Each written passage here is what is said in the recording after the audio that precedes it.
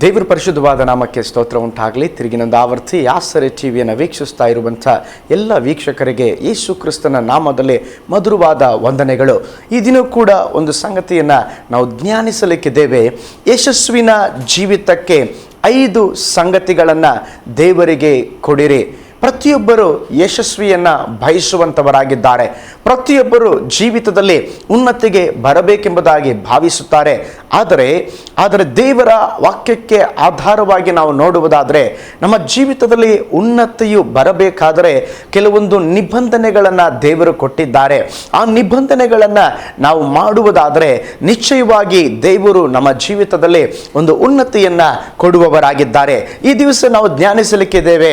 ಯಶಸ್ವಿನ ಜೀವನಕ್ಕೆ 5 ಸಂಗತಿಗಳನ್ನು ದೇವರಿಗೆ ಕೊಡಿರಿ. ಮೊದಲನೇದಾಗಿ, ಯಶಸ್ವಿನ ಜೀವಿತಕ್ಕೆ ಮೊದಲು ನಾವು ದೇವರಿಗೆ ಕೊಡಬೇಕಾದದ್ದು ದಿನದ ಮೊದಲ ಸಮಯ. ದಿನದ ಮೊದಲ ಸಮಯ. ದಿನದ ಮೊದಲ ಸಮಯ ಎಂಬುದಾಗಿ ಹೇಳುವಾಗ, ನಿನ್ನ ದಿನವನ್ನು ಪ್ರಾರಂಭಿಸುವ ಮೊದಲ ಸಮಯ. ನಿನ್ನ ದಿನವನ್ನು ಪ್ರಾರಂಭಿಸುವ ಮೊದಲ ಸಮಯ. ಅದಕ್ಕೋಸ್ಕರವಾಗಿ ಆಧಾರವಾಗಿ ಮಾರ್ಕನ ಬರೆದ ಸುವಾರ್ತೆ 1ನೇ ಅಧ್ಯಾಯ 35ನೇ ವಾಕ್ಯದ ಕಡೆಗೆ ನಮ್ಮ ಸತ್ಯವೇದವನ್ನು ತಿರುಗಿಸೋಣ. ನಿಮ್ಮ ಕೈಗಳಲ್ಲಿ ಸತ್ಯವೇದ ಇರುವುದಾದರೆ ಸತ್ಯವೇದವನ್ನು ತೆಗೆದುಕೊಂಡು ಓದಿರಿ. ಆ ವಾಕ್ಯಗಳು ನಿಮಗೆ ಆಶೀರ್ವಾದವನ್ನು ತರುತ್ತದೆ. ಮಾರ್ಕನ ಬರೆದ ಸುವಾರ್ತೆ 1ನೇ ಅಧ್ಯಾಯ 35ನೇ ವಾಕ್ಯ. ಮುಂಜಾನೆ ಇನ್ನೂ ಮಬ್ಬಿರುವಾಗ ಆತನು ಎದ್ದು ಹೊರಟು ಅಡವಿಯ ಸ್ಥಳಕ್ಕೆ ಹೋಗಿ ದೇವರನ್ನ ಪ್ರಾರ್ಥಿಸುತ್ತಾ ಇದ್ದನು. ಪ್ರಿಯ ದೇವರ ಮಗುವೆ, ಈ ವಾಕ್ಯದಲ್ಲಿ ಯೇಸು ಕ್ರಿಸ್ತನ ಜೀವಿತದ ಕುರಿತಾಗಿ ನಾವು ನೋಡುತ್ತಾದವೆ. ಯೇಸು ಕ್ರಿಸ್ತನು ಈ ಭೂಲೋಕದಲ್ಲಿ ಇರುವಾಗ, ಆತನು ಇನ್ನು ಮುಂಜಾನೆಯ ಸಮಯದಲ್ಲಿ ಇನ್ನು ಮಬ್ಬಿರುವಾಗ ಆತನು ಪ್ರಾರ್ಥಿಸುವುದಕ್ಕಾಗಿ ಅಡವಿಯ ಸ್ಥಳಕ್ಕೆ ಹೋಗುತ್ತಾ ಇದ್ದನು. ಯೇಸು ಸ್ವಾಮಿಗೆ 2 ಅಭ್ಯಾಸಗಳಿದ್ದವು. ಆತನು ಮುಂಜಾನೆ ವೇಳೆಯಲ್ಲಿ ಪ್ರಾರ್ಥಿಸುತ್ತಾ ಇದ್ದನು. ಅಂದರೆ ನಾನು ನೆನೆಸ್ತೇನೆ, ಒಂದು 4 ಗಂಟೆ ನಂತರ ಇರಬಹುದು. ಯಾಕಂದ್ರೆ ಮುಂಜಾನೆ ಇನ್ನು ಮಬ್ಬಿರುವಾಗ ಎಂಬುದಾಗಿ ಸತ್ಯವೇದದಲ್ಲಿ ನಾವು ನೋಡುತ್ತೇವೆ. ಯಾವ ಸಮಯ ನಮಗೆ ನಿರ್ದಿಷ್ಟವಾಗಿ ಗೊತ್ತಿಲ್ಲದೆ ಇದ್ದರೂ ಒಂದನ್ನ ಅರ್ಥ ಮಾಡಿಕೊಳ್ಳಬಹುದು. ಯೇಸು ಕ್ರಿಸ್ತನು ಮುಂಜಾನೆ ಸಮಯದಲ್ಲಿ ಅವರು ಪ್ರಾರ್ಥಿಸಿದ್ದಾರೆ. ನಾನು ಈಗಾಗಲೇ ಹೇಳಿದ ಹಾಗೆ, ನಿನ್ನ ಜೀವಿತದಲ್ಲಿ ಯಶಸ್ಸು ಸಿಗಬೇಕೆಂಬುದಾಗಿ ನೀನು ಬಯಸುವವನಾದರೆ ನಿನ್ನ ಮೊದಲ ಸಮಯವನ್ನ ಕರ್ತನಿಗೆ ಕೊಡು. ನೋಡಿ, ಯೇಸು ಕ್ರಿಸ್ತನು ಮುಂಜಾನೆಯ ಸಮಯದಲ್ಲಿ ಪ್ರಾರ್ಥಿಸುತ್ತಾ ಇದ್ದಾರೆ. ಆತನಿಗೆ 2 ಅಭ್ಯಾಸಗಳಿದ್ದವು. ಒಂದು, ತಂದೆಯ ಮುಖವನ್ನ ನೋಡದೆ ಆತನು ಇತರರ ಮುಖವನ್ನ ನೋಡುತ್ತಿರಲಿಲ್ಲ. ಒಂದು, ತಂದೆಯ ಮುಖವನ್ನ ನೋಡದೆ ಆತನು ಬೇರೆಯವರ ಮುಖವನ್ನ ನೋಡುತ್ತಾ ಇರಲಿಲ್ಲ. 2, ತಂದೆಯೊಂದಿಗೆ ಮಾತನಾಡದೆ ಆತನು ಮನುಷ್ಯರೊಟ್ಟಿಗೆ ಮಾತನಾಡುತ್ತಾ ಇರಲಿಲ್ಲ. 2 ಒಳ್ಳೆಯ ಸ್ವಭಾವಗಳು, 2 ಒಳ್ಳೆಯ ಗುಣಲಕ್ಷಣಗಳು. ಒಂದು, ನಾವು ನೋಡುತ್ತಾ ಇದ್ದೇವೆ, ಒಂದು ತಂದೆಯೊಂದಿಗೆ ಮಾತನಾಡುವ ಅನುಭವ. ಅಂದರೆ ದೇವರೊಟ್ಟಿಗೆ ಮಾತನಾಡಿದ ಮೇಲೆ ಮಾತ್ರ ನಾನು ಜನರೊಂದಿಗೆ ಮಾತನಾಡುತ್ತೇನೆ. ದೇವರ ಮುಖವನ್ನ ನೋಡಿದ ಮೇಲೆ ಮಾತ್ರ ನಾನು ಜನರ ಮುಖವನ್ನ ನೋಡುತ್ತೇನೆ. ಹೌದು ಪ್ರಿಯ ದೇವ ಜನರೇ, ಈ ಕಾರ್ಯವು ನಿಮ್ಮ ಜೀವಿತದಲ್ಲಿ ಒಂದು ಅಭ್ಯಾಸವಾಗಿರಲಿ. ಅನೇಕ ಸಾರಿ ನಾವು ಹೇಳ್ತೇವೆ, ಇವತ್ತು ಯಾರ ಮುಖ ನೋಡಿದೇನೋ, ಇವತ್ತು ಯಾರ ಮುಖ ನೋಡಿದೇನೆಂಬುದಾಗಿ ಅನೇಕ ಸಾರಿ ಕೆಲವರು ಹೇಳುವುದುಂಟು ಲೋಕದ ಪ್ರಕಾರ. ಆದರೆ ದೇವ ಮಗುವಾದಂಥ ನಾವುಗಳು ಮೊದಲನೇದಾಗಿ ನೋಡಬೇಕಾದಂಥ ಮುಖ ದೇವರ ಮುಖವಾಗಿದೆ. ಮೊದಲನೇದಾಗಿ ನಾವು ಮಾತನಾಡಬೇಕಾದಂಥ ಮಾತು ಅದು ದೇವರೊಟ್ಟಿಗಾಗಿರಬೇಕಾಗಿದೆ. ಆದ್ದರಿಂದ ನಾನು ಹೇಳಿದೆ, ನಿಮ್ಮ ದಿನದ ಮೊದಲ ಸಮಯ ದೇವರೊಂದಿಗೆ ಆರಂಭಿಸಿರಿ. ಯಾರೆಲ್ಲ ತಮ್ಮ ಮೊದಲ ಸಮಯವನ್ನ ದೇವರೊಂದಿಗೆ ಪ್ರಾರಂಭಿಸುತ್ತಾರೋ, ಮೊದಲ ಸಮಯವನ್ನ ದೇವರಿಗೆ ಕೊಟ್ಟು ಪ್ರಾರ್ಥಿಸಿ, ದೇವರ ವಾಕ್ಯವನ್ನ ಧ್ಯಾನಿಸಿ, ದೇವರ ಸ್ವರವನ್ನ ಕೇಳಿಕೊಳ್ಳುತ್ತಾರೋ ಅವರ ಜೀವಿತದಲ್ಲಿ ನಿಶ್ಚಯವಾಗಿ ಅವರು ಕೇಳುವುದಕ್ಕೂ ಮೊದಲೇ ನನ್ನ ದೇವರು ಅವರ ಜೀವಿತವನ್ನ ಯಶಸ್ವಿಗೆ ನಡೆಸುವಂತವನಾಗಿದ್ದಾನೆ. ನಿನ್ನ ಜೀವನದಲ್ಲಿ ಯಶಸ್ವಿಕರವಾದ ಒಂದು ಜೀವಿತವನ್ನ ನೀನು ಬಯಸುತ್ತಾ ಇದೆಯಾ? ಅನೇಕ ಸಾರಿ ನೀನು ಸೋತು ಹೋಗಿದ್ದೀಯಾ, ಅನೇಕ ಸಾರಿ ನೀನು ಮೇಲಕ್ಕೆ ಬರಲು ಆಗುತ್ತಾ ಇಲ್ಲ, ಒಂದು ಉನ್ನತಿ ನೀನು ಬಯಸುತ್ತಾ ಇದೆಯಾ, ನಿನಗೆ ಸಿಗುತ್ತಾ ಇಲ್ಲ. ದೇವರು ನಿನ್ನನ್ನು ನೋಡಿ ಹೇಳುತ್ತಾ ಇದ್ದಾರೆ, ನಿನ್ನ ದಿನದ ಮೊದಲ ಸಮಯವನ್ನ ನನಗೆ ಕೊಡುವುದಾದರೆ ನಾನು ನಿನ್ನನ್ನು ಉನ್ನತಕ್ಕೇರಿಸುವೆನು, ಅಥವಾ ನಾನು ನಿನ್ನ ಜೀವಿತದಲ್ಲಿ ಯಶಸ್ವನ್ನ ಕೊಡುವೆನೆಂಬುದಾಗಿ ಕರ್ತನು ನುಡಿಯುತ್ತಾ ಇದ್ದಾನೆ. ಹಾಗಾದರೆ ಒಂದು ತೀರ್ಮಾನವನ್ನು ತೆಗೆದುಕೊಳ್ಳ್ರಿ. ಯೇಸು ಸ್ವಾಮಿಯ ಹೇಗೆ ದೈನಂದಿನ ಜೀವಿತದ ಅಭ್ಯಾಸವಾಗಿತ್ತೋ, ಮುಂಜಾನೆ ಸಮಯದಲ್ಲಿ ಒಂದು ದಿನ ಮಾತ್ರವಲ್ಲ, ಎಲ್ಲ ಆತನ ಜೀವದಿಂದ ಇರುವವರೆಗೂ ಕೂಡ ಅದು ಆತನ ಅಭ್ಯಾಸವಾಗಿತ್ತು, ಆತನ ತೀರ್ಮಾನವಾಗಿತ್ತು. ನಾನು ತಂದೆ ಮುಖವನ್ನು ನೋಡದೆ ನಾನು ಮನುಷ್ಯರ ಮುಖವನ್ನು ನೋಡುವುದಿಲ್ಲ, ನಾನು ತಂದೆಯೊಟ್ಟಿಗೆ ಮಾತನಾಡದೆ ನಾನು ಮನುಷ್ಯರೊಟ್ಟಿಗೆ ಮಾತನಾಡುವುದಿಲ್ಲ. ಆದ್ದರಿಂದ ಆತನು ಹೋದ ಸ್ಥಳಗಳೆಲ್ಲ ಅದ್ಭುತಗಳು, ಆತನು ಹೋದ ಎಲ್ಲ ಕಡೆಗಳಲ್ಲಿ ಅತಿಶಯಗಳು. ಹೌದು, ಆತನನ್ನು ಮುಟ್ಟಿದವರ ಜೀವಿತದಲ್ಲಿ ಅದ್ಭುತಗಳು ಸಂಭವಿಸಿದವು. ಹೌದು ಪ್ರಿಯ ದೇವ ಮಗುವೆ, ನಾವು ನಮ್ಮ ಮೊದಲ ಯಶಸ್ವಿಕರವಾದ ಜೀವಿತಕ್ಕೆ ನಮ್ಮ ಮೊದಲ ಸಮಯವನ್ನ ಕರ್ತನಿಗೆ ಕೊಡೋಣ. ಹೌದು, ಯಾಕೆಂದರೆ ಸಮಯವನ್ನ ಕೊಡುವವರು ದೇವರಾಗಿದ್ದಾರೆ. ಸಮಯವನ್ನ ಕೊಡುವ ದೇವರಾಗಿರುವಾಗ ಆ ಮೊದಲ ಸಮಯವನ್ನ ನೀವು ದೇವರಿಗೆ ಕೊಡರಿ. ಅನೇಕರು ಮೊದಲ ಸಮಯವನ್ನ ಟಿವಿಗೆ ಕೊಡುತ್ತಾರೆ, ಅನೇಕ ಜನರು ಮೊದಲ ಸಮಯವನ್ನ ವಾರ್ತಾ ಪತ್ರಿಕೆಗಳಿಗೆ ಕೊಡುತ್ತಾರೆ, ಅನೇಕ ಜನರು ಮೊದಲ ಸಮಯವನ್ನ ಬೆಳಗ್ಗೆ ಯಾರು ಫೇಸ್ಬುಕ್ ಕಳಿಸಿದಾರೋ, ವಾಟ್ಸಪ್ ಕಳಿಸಿದಾರೋ ಎಂಬುದಾಗಿ ನೋಡ್ತಾರೆ. ಆದರೆ ನಿನ್ನ ಜೀವಿತದಲ್ಲಿ ಒಂದು ಹೊಸ ಒಂದು ತೀರ್ಮಾನವನ್ನು ತೆಗೆದುಕೋ. ನಾನು ಮೊದಲ ಸಮಯ ನನ್ನ ಕರ್ತನಿಗೆ ಕೊಡುತ್ತೇನೆ, ನನ್ನ ಮೊದಲ ಸಮಯ ನಾನು ದೇವರಿಗೆ ಕೊಡುತ್ತೇನೆ.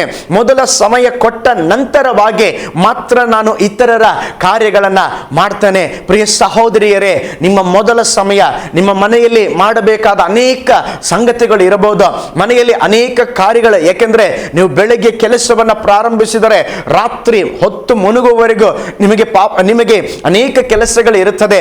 ಆದರೆ ನಿಮ್ಮ ಮೊದಲ ಸಮಯವನ್ನ ಕರ್ತನ ಪಾದದಲ್ಲಿ ಕಳೆಯಿರಿ. ಮೊದಲ ಸಮಯವನ್ನ ನಿಮ್ಮ ಆ ಕೆಲಸ ಕಾರ್ಯಗಳು ಪ್ರಾರಂಭವಾಗುವ ಮುಂಚಿತವಾಗಿ, ನಿಮ್ಮ ಮಕ್ಕಳು ಎಷ್ಟೇ ಬೇಗನೆ ಶಾಲೆಗೆ ಹೋಗಲಿ ಅಥವಾ ನಿಮ್ಮ ಗಂಡನು ಎಷ್ಟೇ ಬೇಗ ಆಫೀಸಿಗೆ ಹೋಗಲಿ, ಅವರ ಎಲ್ಲ ಕೆಲಸಗಳನ್ನ ಅಡಿಗೆ ಅಥವಾ ಸಿದ್ಧಪಡಿಸುವ ಯಾವ ಕಾರ್ಯವಿದ್ದರೂ ಮೊದಲು ನೀವು ನಿಮ್ಮ ಸಮಯವನ್ನ ದೇವರಿಗೆ ಕೊಡಿರಿ. ಹಾಗಾದರೆ ಮೊದಲು ಯಶಸ್ವಿಕರವಾದ ಜೀವಿತಕ್ಕೆ ಮೊದಲ ಹೆಜ್ಜೆ ಏನಂತ ಹೇಳಿದ್ರೆ, ದಿನದ ಮೊದಲ ಸಮಯವನ್ನ ಕರ್ತನಿಗೆ ಕೊಡುವಂಥದ್ದು. ಎರಡನೇದಾಗಿ, ನಮ್ಮ ಯಶಸ್ವಿಯ ಜೀವನಕ್ಕೆ ಎರಡನೇದಾಗಿ ನಾವು ಕೊಡಬೇಕಾದಂಥ ದಿನ ಯಾವುದಂದ್ರೆ ವಾರದ ಮೊದಲ ದಿನ. ಮೊದಲನೇದಾಗಿ ನಾವು ನೋಡಿದೆವು ದಿನದ ಮೊದಲ ಸಮಯ. ಎರಡನೇದಾಗಿ ಯಶಸ್ವಿನ ಜೀವಿತಕ್ಕೆ ದೇವರು ನಮ್ಮಿಂದ ಬಯಸುವಂಥದ್ದು ವಾರದ ಮೊದಲ ದಿನ. ವಾರದ ಮೊದಲ ದಿನ ಅದು ಭಾನುವಾರ. ಅದಕ್ಕೆ ದೇವರು ವಿಮೋಚನೆ ಕಾಂಡ 20ನೇ ಅಧ್ಯಾಯ 8ನೇ ವಾಕ್ಯ, ವಿಮೋಚನ ಕಾಂಡ 20ನೇ ಅಧ್ಯಾಯ ಅದರ 8ನೇ ವಾಕ್ಯ ನಿಮಗೋಸ್ಕರವಾಗಿ ನಾನು ಓದುತ್ತೇನೆ. ಸಬ್ಬತ್ ದಿನವನ್ನ ದೇವರ ದಿನವೆಂದು ಆಚರಣೆಗೆ ತರುವುದಕ್ಕೆ ಜ್ಞಾಪಕದಲ್ಲಿಟ್ಟುಕೊಳ್ಳಬೇಕು. 6 ದಿವಸಗಳಲ್ಲಿ ನೀನು ದುಡಿದು ನಿನ್ನ ಕೆಲಸವನ್ನ ಮಾಡಬೇಕು. 7ನೇ ದಿನವು ನಿನ್ನ ದೇವರಿಗೆ ಯೆಹೋವನಿಗೆ ಮೀಸಲಾದ ವಿಶ್ರಾಂತಿಯ ದಿನವಾಗಿದೆ. ಇಲ್ಲಿ ದೇವರು ಹೇಳುತ್ತಾ ಇದ್ದಾರೆ, 6 ದಿನಗಳು ನಿನ್ನವು, 7ನೆಯ ದಿನ ಅದು ದೇವರ ದಿನವಾಗಿದೆ ಅಥವಾ ಅದು ವಿಶ್ರಾಂತಿಯ ದಿನವಾಗಿದೆ. ನಮ್ಮ ಪ್ರಕಾರ ನಾವು ನೋಡಬೇಕಾದರೆ ಅದು ನಾವು ವಾರದ 6 ದಿನದಲ್ಲಿ ಕೆಲಸವನ್ನ ಮಾಡಿ 7ನೇ ದಿನ ಅಥವಾ ನಮಗೆ ರಜೆ ಇರುವಂತ ಆ ಭಾನುವಾರದ ಮೊದಲ ದಿನ ನಾವು ಕರ್ತನನ್ನ ಆರಾಧಿಸಬೇಕು. ಹೌದು ಪ್ರಿಯ ದೇವಜನರೇ, ಈ ದಿನಗಳಲ್ಲಿ ನಾವು ಜೀವಿಸುವಂತ ಈ ತಂತ್ರಜ್ಞಾನದ ಯುಗದಲ್ಲಿ ಇವತ್ತು ಒಂದು ದಿವಸ ಕೂಡ ರಜೆ ಇಲ್ಲ. ವಾರದ 7 ದಿನಗಳು ಕೂಡ ನಾವು ಕೆಲಸ ಮಾಡುತ್ತಾ ಇದ್ದೇವೆ. ತಿಂಗಳಿನ 31 ದಿನಗಳು ನಾವು ಕೆಲಸ ಮಾಡುತ್ತಾ ಇದ್ದೇವೆ. ವರ್ಷದ 365 ದಿನಗಳು ನಾವು ಕೆಲಸ ಮಾಡುತ್ತಾ ಇದ್ದೇವೆ. ಆದರೆ ದೇವರು ಹೇಳುತ್ತಾ ಇದ್ದಾರೆ, ಯಶಸ್ವಿನ ಜೀವಿತಕ್ಕೆ ವಾರದ ಮೊದಲ ದಿನವನ್ನ ನಾವು ಕರ್ತನಿಗೆ ಕೊಡಬೇಕು. ಹೌದು, ವಾರದ ಮೊದಲ ದಿನ ಅದು ಭಾನುವಾರ. ಆ ಭಾನುವಾರ ನಾವು ದೇವರನ್ನ ಆರಾಧಿಸುವಂತ ದಿನ, ಅದು ದೇವರಿಗೆ ಕೊಡುವಂತ ಸಮಯ. ಹೌದು, ನೀ ಆ ದಿನ ಆರಾಧನೆಯನ್ನ ಮಿಸ್ ಮಾಡಬಾರದು. ಆ ದಿನ ನೀನು ಬೇರೆ ವಿಧವಾದ ನೀನು ಆರಾಧನೆ ಮಾಡು, ಕೆಲಸಕ್ಕೆ ಹೋಗು, ಆರಾಧನೆ ಮಾಡಿ ಇತರ ಕಾರ್ಯಗಳನ್ನು ನೋಡಿಕೋ. ಆದರೆ ನೀನು ಮೊದಲನೇದಾಗಿ ನೀನು ಆ ದೇವರ ವಾರದ ಮೊದಲ ದಿನವನ್ನ ನೀನು ದೇವರಿಗೆ ಕೊಡಬೇಕು. ಹೌದು, ಇತರ 6 ದಿನಗಳು ನಿನಗೆ ಆಶೀರ್ವಾದವಾಗಿರಬೇಕಾದರೆ ವಾರದ ಮೊದಲ ದಿನವನ್ನ ದೇವರಿಗೆ ಕೊಡಿರಿ. ಹೌದು, ದೇವರ ಆಲಯಕ್ಕೆ ಬನ್ನಿರಿ, ದೇವರನ್ನ ಆರಾಧಿಸಿರಿ. ಅದು ದೇವರ ದಿನವಾಗಿದೆ. ಇವತ್ತು ಅನೇಕ ಜನರು ಕೆಲಸ ಕೆಲಸ ಕೆಲಸ ಎಂಬುದಾಗಿ ಅವರು ರಾತ್ರಿ ಹಗಲು ದುಡಿಯುತ್ತಾ ಇದ್ದಾರೆ. ಅವರು ಭಾನುವಾರ ಕೂಡ ಆ ದಿನವನ್ನ ದೇವರಿಗೆ ಕೊಡುತ್ತಾ ಇಲ್ಲ, ಆರಾಧನೆಗೆ ಸಮಯವನ್ನು ಕೊಡುತ್ತಾ ಇಲ್ಲ. ಹಾಗೆ ಅವರು ಕೆಲಸ ಮಾಡುತ್ತಾ ಒಂದು 40-45 ವರ್ಷವಾಗುವಾಗ ಅನೇಕ ವ್ಯಾಧಿಗಳು, ಅನೇಕ ವಿಧವಾದಂಥ ವಿಶ್ರಾಂತಿ ಇಲ್ಲದೆ ಅನೇಕ ವಿಧವಾದಂಥ ಮಾನಸಿಕವಾದಂಥ ಒತ್ತಡಕ್ಕೆ ಒಳಗಾಗುತ್ತಾರೆ. ಪ್ರಿಯ ದೇವಜನರೇ, ನಾವು ವಾರದ ಮೊದಲ ದಿನವನ್ನ, ಅದು ನಮ್ಮ ವಿಶ್ರಾಂತಿಯ ದಿನ, ಅದು ನಾವು ಕರ್ತನನ್ನ ಆರಾಧಿಸುವಂತ ದಿನ, ಆ ದಿನವನ್ನ ನಾವು ದೇವರಿಗೆ ಕೊಡಬೇಕು. ಹಾಗಾದರೆ ನಿಮ್ಮ ಜೀವಿತದಲ್ಲಿ ಯಶಸ್ಸು ಬೇಕು. ಹಾಗಾದ್ರೆ ದಿನದ ಮೊದಲ ಸಮಯ ಮುಂಜಾನೆಯನ್ನ ದೇವರಿಗೆ ಕೊಡ್ರಿ. ಎರಡನೇದಾಗಿ ವಾರದ ಮೊದಲ ದಿನವನ್ನ ನೀವು ದೇವರಿಗೆ ಕೊಡಿರಿ. ಒಂದು ಉದಾಹರಣೆಯನ್ನ ಹೇಳಿದರೆ ನಿಮಗೆ ಅದು ಬಹಳ ಪ್ರೋತ್ಸಾಹದಾಯಕವಾಗಿರುತ್ತದೆ ಎಂಬುದಾಗಿ ನಾನು ಭಾವಿಸುತ್ತೇನೆ. ಸ್ಕಾಟ್ಲೆಂಡ್ ಸೇರಿದಂತ ಎರಿಕ್ ಲಿಡ್ಡೆಲ್ ಎಂಬಂತ ಒಬ್ಬ ಭಕ್ತರಿದ್ದರು. ಅವರು ಯೌವನಸ್ಥ ಕಾಲದಲ್ಲಿ ಚೀನಾ ದೇಶಕ್ಕೆ ಮಿಷನರಿ ಸೇವೆಗೆ ಹೋದಂತ ಆ ಒಂದು ಒಳ್ಳೆಯ ಭಕ್ತ. ಅವನು ಒಳ್ಳೆಯ ಓಟಗಾರನಾಗಿದ್ದ. ಅವರು 100 ಮೀಟರ್ ಓಟದ ಸ್ಪರ್ಧೆಯಲ್ಲಿ ಅವರು ಬಹುಮಾನವನ್ನ ಗೆದ್ದರು. ಆ ಗೆದ್ದಾಗ ಅನೇಕ ವರ್ಷಗಳು 35 ವರ್ಷದವರೆಗೂ ಆ ರೆಕಾರ್ಡ್ ಅನ್ನ ಯಾರಿಗೂ ಮುರಿಯಲಿಕ್ಕೆ ಆಗಲಿಲ್ಲ. 1924ರಲ್ಲಿ 24ನೆಯ ವರ್ಷದಲ್ಲಿ ಪ್ಯಾರಿಸ್ ದೇಶದಲ್ಲಿ ಒಂದು ಒಲಿಂಪಿಕ್ ಓಟ ಸ್ಪರ್ಧೆಯಲ್ಲಿ ಭಾಗವಹಿಸಲು ಇವರಿಗೆ ಅವಕಾಶ ಸಿಕ್ಕಿತ್ತು. ಇವರು ಓಟ ಸ್ಪರ್ಧೆಗಾಗಿ ಆಯ್ಕೆಯಾದರು. ಆದರೆ ಓಟ ಸ್ಪರ್ಧೆಗಾಗಿ ಆ ದೇಶಕ್ಕೆ ಹೋಗಿ ನೋಡಿದಾಗ ಅವರ ಓಟದ ಸ್ಪರ್ಧೆಯು ಭಾನುವಾರ ಬಂದಿತ್ತು. ಆದರೆ ಇವರು ಭಾನುವಾರ ಮಾತ್ರ ಬೇರೆ ಯಾವ ಕಾರ್ಯಗಳನ್ನು ಮಾಡುವುದಿಲ್ಲ. ನೋಡ್ರಿ, ದೊಡ್ಡ ಒಲಿಂಪಿಕ್ ಮೊದಲ ಸ್ಥಾನ ಯಾವುದಕ್ಕೆ ಕೊಡಬೇಕಂತೇಳಿ ಯಾರನ್ನಾದ್ರೂ ಕೇಳಿದ್ರೆ ಅವರು ಒಲಿಂಪಿಕ್ ಎಂಬುದಾಗಿ ಹೇಳ್ತಾರೆ. ಆದರೆ ಈ ಎರಿಕ್ ಎಂಬಂತ ಸಹೋದರ ಆ ದಿನ ಭಾನುವಾರ ದಿನ ತನ್ನ ಓಟವನ್ನ ಸ್ಕಿಪ್ ಮಾಡಿ ಆ ದಿನ ಮೊದಲ ಸ್ಥಾನವನ್ನು ದೇವರಿಗೆ ಕೊಟ್ಟು ಆ ಸ್ಥಳೀಯ ಒಂದು ಆರಾಧನೆಯಲ್ಲಿ ಭಾಗವಹಿಸಿ ಅಲ್ಲಿ ಅವನ ಸಾಕ್ಷಿಯನ್ನ ಹಂಚಿಕೊಂಡ. ನೋಡಿ, ಅವನ ಲೋಕದ ಹೊಗಳಿಕೆಯ ಸಂಪಾದಿಸುವುದಕ್ಕಿಂತ ದೇವರಿಗೆ ವಿಧಿಯರಾಗುವುದು ಶ್ರೇಷ್ಠವಾದುದೆಂದು ತಿಳಿದು ಅವನು ಆ ಭಾನುವಾರ ಒಂದು ಆಲಯದಲ್ಲಿ ಭಾಗಿಯಾಗಿ ತನ್ನ ಸಾಕ್ಷಿಯನ್ನ ಕೊಟ್ಟ. ಆ ಒಲಿಂಪಿಕ್ ಆ ಕ್ರೀಡಾಕೂಟಗಳು, ಅವರ ಓಟದ ಕ್ರೀಡಾಕೂಟಗಳು 3 ದಿನಗಳಿದ್ದವು. ಇವರು ಓಡಬೇಕಾದಂತ ಓಟ 100 ಮೀಟರ್ ಓಟ.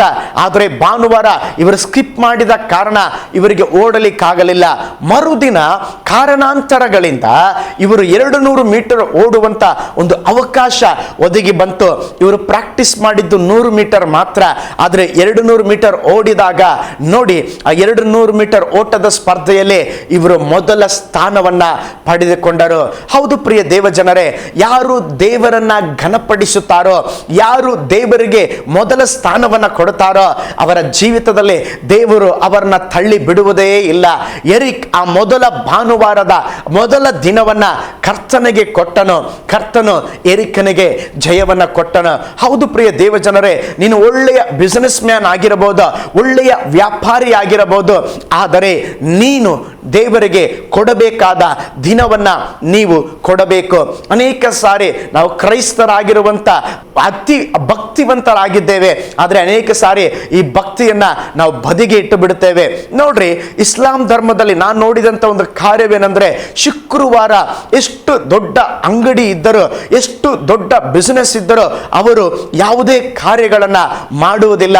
ಅವರು ನಮಾಜಿಗೆ ಮುಖ್ಯ ಸ್ಥಾನವನ್ನು ಕೊಟ್ಟು ತಮ್ಮ ಅಂಗಡಿಗಳನ್ನ ಮುಚ್ಚುತ್ತಾರೆ. ಕಾರಣ ಅವರು ಆ ದಿವಸವನ್ನ ಪವಿತ್ರ ದಿನವೆಂಬುದಾಗಿ ಭಾವಿಸುತ್ತಾರೆ. ನೋಡಿ, ಇದನ್ನು ನಾನು ಯಾಕೆ ಹೇಳಿದೆ ಅಂತ ಹೇಳಿದ್ರೆ, ಕ್ರೈಸ್ತರಾದಂತ ನಾವುಗಳು ಭಾನುವಾರ ನಮಗೆ ಪವಿತ್ರ ದಿನ. ಆ ದಿನ ನಾವು ದೇವರನ್ನ ಆರಾಧಿಸುವಂತ ದಿನ. ಯಾಕೆ ನಾನು ಹೇಳ್ತಾ ಇದ್ದೇನೆಂದ್ರೆ, ವಾರದ ಮೊದಲ ದಿನ ಭಾನುವಾರ. ನೀವು ಭಾನುವಾರವನ್ನ ಕೊಟ್ಟು ನೋಡ್ರಿ, 6 ದಿನಗಳು ಆಶೀರ್ವಾದವಾಗಿರುತ್ತದೆ. ನಾನು ಅನೇಕರ ಬಳಿ ಕೇಳಿದ್ದೇನೆ, ಅನೇಕರು ಆರಾಧನೆಗೆ ಬರುವುದಿಲ್ಲ. ಯಾಕೆ ಆರಾಧನೆಗೆ ಬಂದಿಲ್ಲ? ಅನೇಕ ಕುಂಟು ನೆಪಗಳನ್ನು ಹೇಳ್ತಾರೆ. ಆ ರೀತಿ ನೆಪಗಳನ್ನು ಹೇಳಿ ಅವರೇ ಹೇಳ್ತಾರೆ, ಪಾಸ್ಟರ್, ನಾನು ಕಳೆದ ವಾರ ಆರಾಧನೆಗೆ ಬರಲಿಲ್ಲ, ನಾನು ಏನೋ ಒಂದು ಕಳೆದುಕೊಂಡಂತ ಅನುಭವ, ನನ್ನ ಜೀವಿತದಲ್ಲಿ ಏನನ್ನೋ ನಾನು ನಷ್ಟಪಡಿಸಿಕೊಂಡ ಅನುಭವ ನನಗೆ ಕಾಡುತ್ತಾ ಇದೆ ಎಂಬುದಾಗಿ ಅನೇಕ ಜನರು ಹೇಳುತ್ತಾರೆ. ಹೌದು ಪ್ರಿಯ ದೇವ ಜನರೇ, ವರ್ಷಕ್ಕೆ 52 ಭಾನುವಾರಗಳು ಮಾತ್ರ, 52 ಭಾನುವಾರಗಳು ಮಾತ್ರ, 365 ದಿನಗಳು ದೇವರು ನಮಗೆ ಕೊಟ್ಟಿರುವಾಗ 52 ದಿನಗಳ ಅಂದ್ರೆ ಬೆಳಗಿಂದ ಸಂಜೆಯವರೆಗೂ ನೀನು ಆರಾಧಿಸುವುದಿಲ್ಲ. ಆ ಆರಾಧನೆ ಸಮಯಕ್ಕೆ ಹೋಗಿ ನಿನ್ನ ಕರ್ತನನ್ನ ಆರಾಧಿಸಿ ಬರ್ತೀಯ. ಆದ್ದರಿಂದ ವಾರದ ಮೊದಲ ದಿನವನ್ನ ನೀನು ಕರ್ತನಿಗೆ ಕೊಡು. ಹಾಗಾದ್ರೆ ದಿನದ ಮೊದಲ ಸಮಯವನ್ನ ನೀನು ದೇವರಿಗೆ ಕೊಡಬೇಕು. ಎರಡನೇದಾಗಿ, ವಾರದ ಮೊದಲ ದಿನವನ್ನ ನೀನು ದೇವರಿಗೆ ಕೊಡಬೇಕು.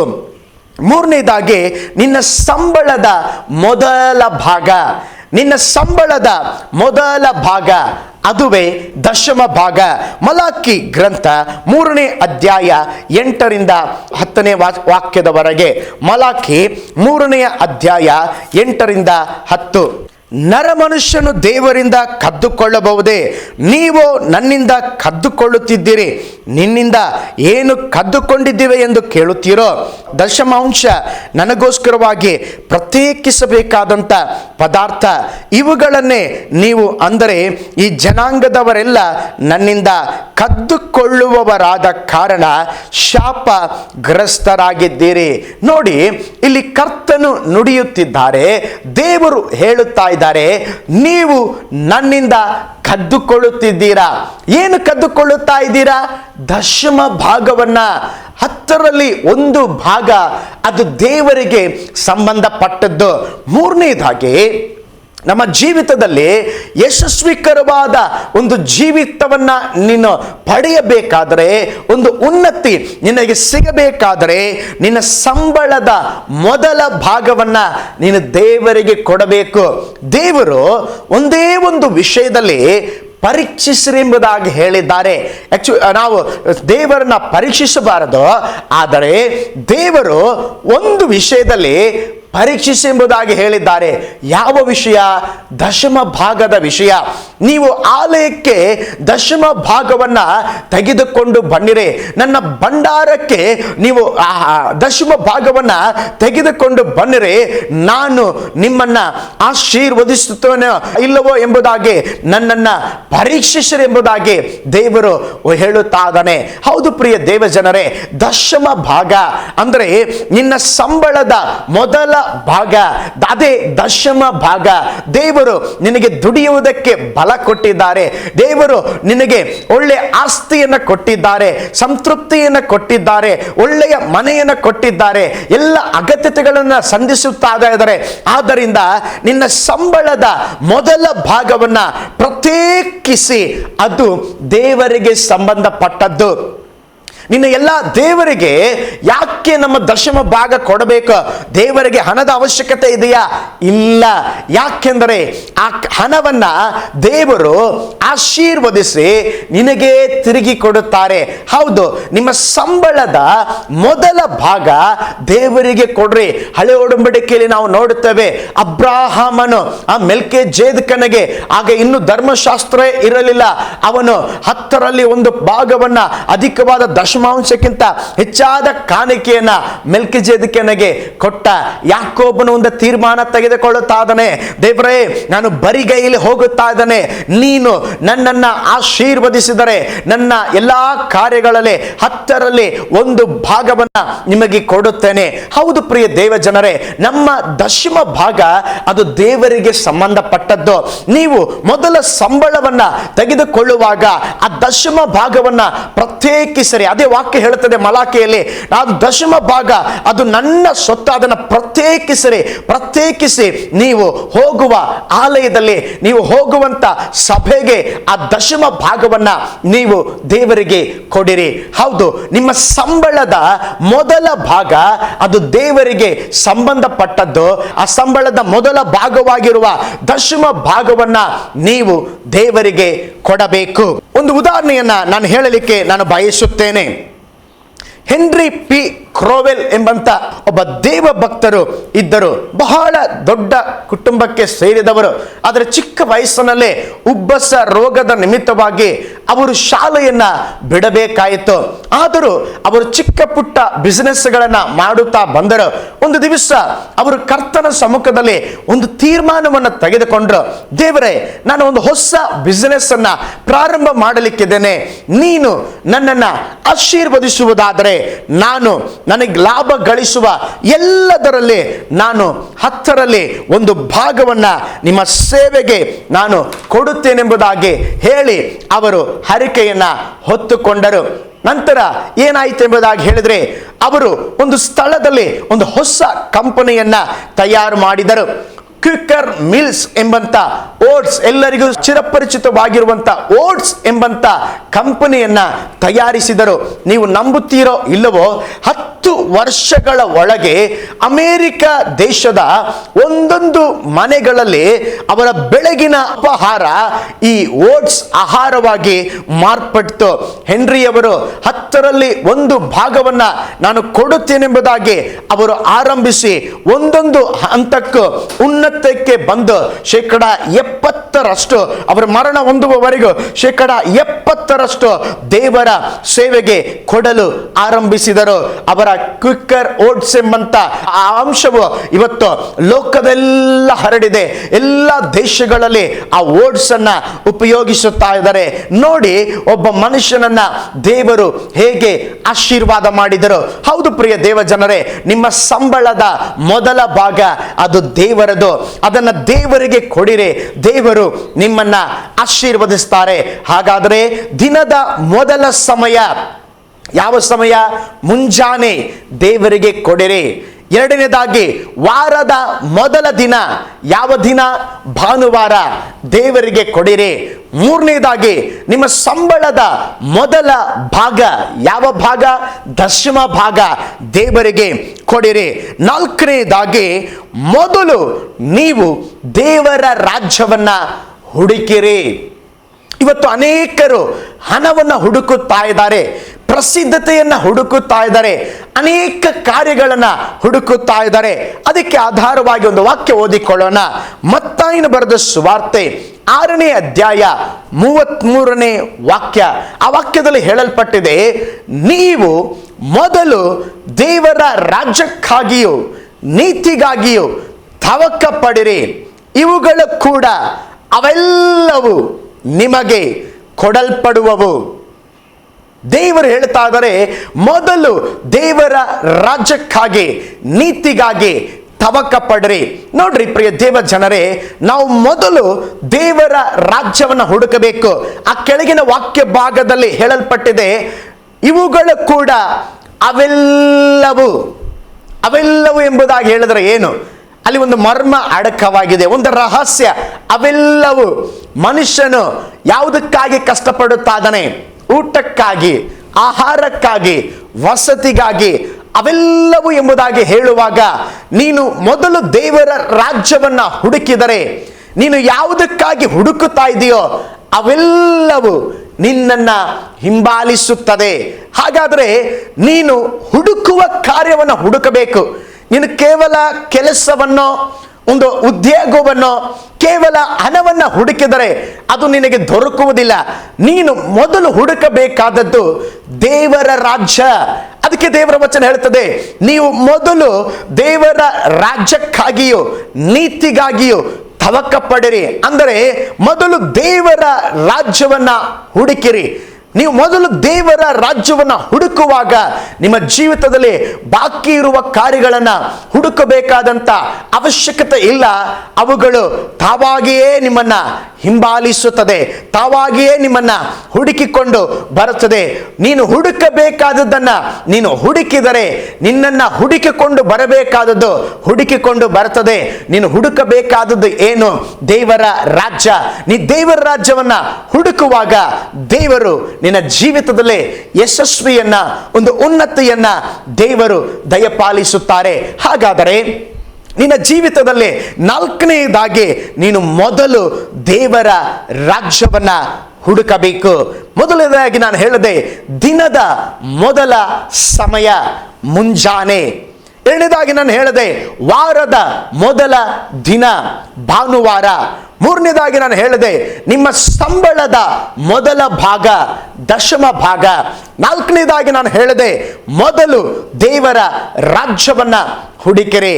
ಐದನೇದಾಗಿ ಮೊದಲ ಸ್ಥಾನ ದೇವರಿಗೆ ಕೊಡಿರಿ. ವಿಮೋಚನ ಕಾಂಡ 20ನೇ ಅಧ್ಯಾಯ 3ನೇ ವಾಕ್ಯ, ನಾನಲ್ಲದೆ ನಿನಗೆ ಬೇರೆ ದೇವರುಗಳು ಇರಬಾರದು. ಇಲ್ಲಿ ದೇವರು ಏನನ್ನ ತಿಳಿಸುತ್ತಾ ಇದ್ದಾರೆ? ಮೊದಲ ಸ್ಥಾನ ದೇವರಿಗೆ, ನಾನಲ್ಲದೆ.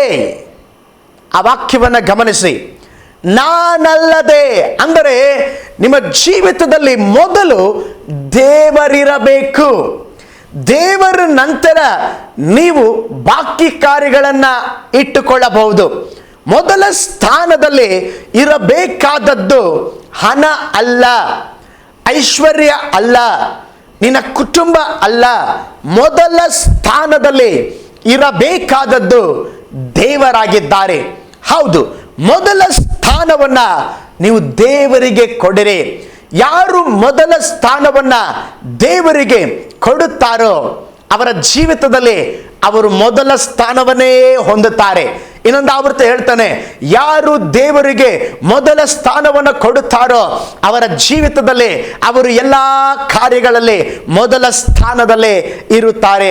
ಕಾರಣ, ದೇವರನ್ನ ಘನಪಡಿಸುವವರನ್ನ ದೇವರು ಘನಪಡಿಸುತ್ತಾನೆ. ನನ್ನನ್ನು ಸನ್ಮಾನಿಸುವವರನ್ನ ನಾನು ಸನ್ಮಾನಿಸುತ್ತೇನೆಂಬುದಾಗಿ ದೇವರು ಹೇಳಿದ್ದಾರೆ.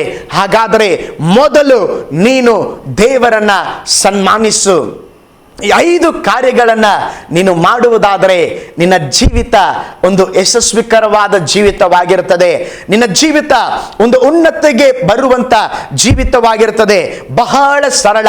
ಈ 5 ಕಾರ್ಯಗಳನ್ನು ಅನುಸರಿಸಿರಿ, ಈ 5 ಕಾರ್ಯಗಳನ್ನು ಕೈಗೊಳ್ಳಿರಿ. ದೇವರು ನಿಮ್ಮನ್ನ ಆಶೀರ್ವದಿಸುತ್ತಾರೆ.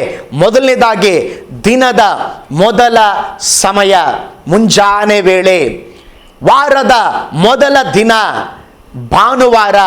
ಮೂರನೇದಾಗಿ ನಿಮ್ಮ ಸಂಬಳದ ಮೊದಲ ಭಾಗ, ದಶಮ ಭಾಗ. ನಾಲ್ಕನೇದಾಗಿ ಮೊದಲು ದೇವರ ರಾಜ್ಯವನ್ನ ಹುಡುಕು. ಐದನೇದಾಗಿ ಮೊದಲ ಸ್ಥಾನವನ್ನ ದೇವರಿಗೆ ಕೊಡು. ಇವುಗಳನ್ನು ಮಾಡುವಾಗ ನಿಶ್ಚಯವಾಗಿ ನಿನ್ನ ಜೀವಿತದಲ್ಲಿ ಒಂದು ಯಶಸ್ವಿ ಇರುತ್ತದೆ, ಒಂದು ಉನ್ನತಿ ಇರುತ್ತದೆ, ಒಂದು ಸಫಲತೆ ಇರುತ್ತದೆ. ದೇವರು ನಿಮ್ಮನ್ನ ಧಾರಾಳವಾಗಿ ಆಶೀರ್ವಾದ ಮಾಡಲಿ. ನಾನು ನಿಮಗಾಗಿ ಪ್ರಾರ್ಥಿಸಲಿಕ್ಕಿದ್ದೇನೆ. ಇರುವ ಸ್ಥಳದಲ್ಲಿ ತೀರ್ಮಾನವನ್ನು ತೆಗೆದುಕೊಳ್ಳ್ರಿ.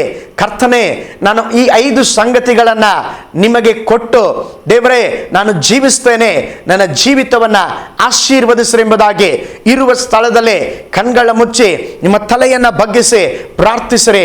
ನಾನು ನಿಮಗೋಸ್ಕರವಾಗಿ ಪ್ರಾರ್ಥಿಸುತ್ತೇನೆ. ಪರಲೋಕದಲ್ಲಿ ವಾಸ ಮಾಡುವ ನಮ್ಮ ತಂದೆಯಾದ ದೇವರೇ, ಅಪ್ಪ, ನಿನ್ನ ವಾಕ್ಯದ ಅಡಿಯಲ್ಲಿ ಯಶಸ್ವಿಕರವಾದ ಒಂದು ಜೀವಿತಕ್ಕೆ ಅಪ್ಪ 5 ಸಂಗತಿಗಳನ್ನು ನಾವು ನಿಮಗೆ ಕೊಡಬೇಕು ಮಾಡಬೇಕೆಂಬುದಾಗಿ ನಾವು ಧ್ಯಾನಿಸಿದ್ದೇವೆ. ಹೌದು ಸ್ವಾಮಿ, ಅಪ್ಪ, ಇದನ್ನು ನೋಡುತ್ತಾ ಇರುವ ಪ್ರಿಯ ವೀಕ್ಷಕರಿಗಾಗಿ ನಾವು ಪ್ರಾರ್ಥಿಸುತ್ತಾ ಇದ್ದೇವೆ. ನಾವು ಕೇಳಿದ ಹಾಗೆ ಮೊದಲ ಸಮಯವನ್ನ ದೇವರೇ, ಮೊದಲ ದಿನವನ್ನ, ಮೊದಲ ಸಂಬಳವನ್ನ, ಮೊದಲ ಹುಡುಕುವಿಕೆ ದೇವರೇ, ಮೊದಲ ಸ್ಥಾನ, ಇವೆಲ್ಲವನ್ನ ನಿಮಗೇ ಕೊಟ್ಟು ನಾವು ನಿಮಗಾಗಿ ಜೀವಿಸಿ ಒಂದು ಯಶಸ್ವಿಯನ್ನ, ಒಂದು ಉನ್ನತಿಯನ್ನ ಪಡೆದುಕೊಳ್ಳುವಂತೆ ಎಲ್ಲರಿಗೆ ಸಹಾಯ ಮಾಡ್ರಿ. ವಿಶೇಷವಾಗಿ ಇದನ್ನು ವೀಕ್ಷಿಸಿದ ಪ್ರತಿಯೊಬ್ಬರಿಗಾಗಿ ನಾವು ಪ್ರಾರ್ಥಿಸುತ್ತಾ ಇದ್ದೇವೆ. ಎಲ್ಲರ ಮೇಲೆ ನಿಮ್ಮ ದಯೆ ಇರಲಿ. ವಿಶೇಷವಾಗಿ ಈ ಆಶ್ಚರ್ಯ ಟಿವಿ ಕರ್ತನೆ, ಅನೇಕ ಜನರಿಗೆ ಕೂಡ ಇದನ್ನು ಆಶೀರ್ವಾದವಾಗಿ ಇಟ್ಟಿದ್ದೀರಾ. ಇದರ ಎಲ್ಲೆಗಳು ವಿಸ್ತರಿಸಲ್ಪಡಲಿ ಕರ್ತನೆ. ಇದರ ಮೂಲಕ ನಿಮ್ಮ ರಾಜ್ಯ ಮಹಿಮೆ ಹೊಂದಲೆಂಬುದಾಗಿ ನಾವು ಪ್ರಾರ್ಥಿಸ್ತೇವೆ. ಇದರ ಸಂಸ್ಥಾಪಕರಾದಂಥ ಸುನಿಲ್ ಡಿಸೋಜ ಅವರಿಗಾಗಿ ನಾವು ಪ್ರಾರ್ಥಿಸ್ತೇವೆ. ಅವರ ಕುಟುಂಬವನ್ನು ಕೂಡ ನೀನು ಧಾರಾಳವಾಗಿ ಆಶೀರ್ವಾದ ಮಾಡ್ರಿ. ನಿನ್ನ ಕೃಪೆ ಎಲ್ಲರೊಂದಿಗೆ ಇರಲಿ. ನಮ್ಮ ಪ್ರಾರ್ಥನೆ ಕೇಳಿದ್ದಕ್ಕಾಗಿ ಸ್ತೋತ್ರ, ಯೇಸುವಿನ ಹೆಸರಿನಲ್ಲಿ ತಂದೆಯೇ, amen, amen, amen. Praise the Lord. ದೇವರು ನಿಮ್ಮನ್ನ ಧಾರಾಳವಾಗಿ ಆಶೀರ್ವಾದ ಮಾಡಲಿ. God bless you.